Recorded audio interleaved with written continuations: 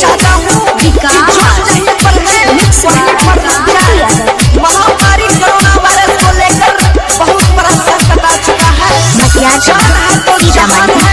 अपने जान को सुरक्षा स्वयं करें और अपने परिवार को भी सुरक्षा स्वयं करें।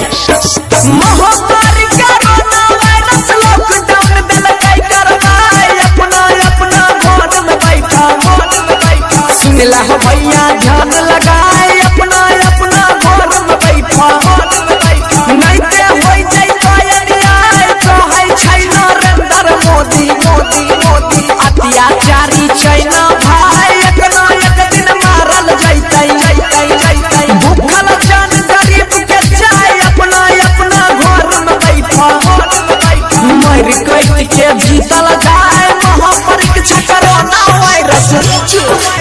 महाभक्ति रिकॉर्डिंग स्टूडियो खगड़िया। अभी आप सुन रहे हैं बंसीधर चौधरी से।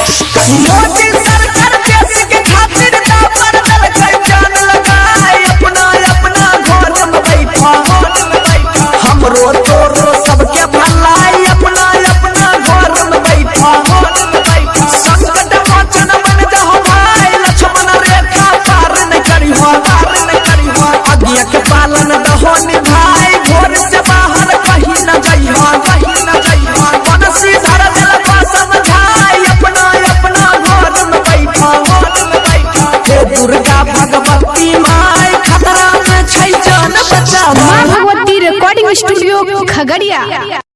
Mix by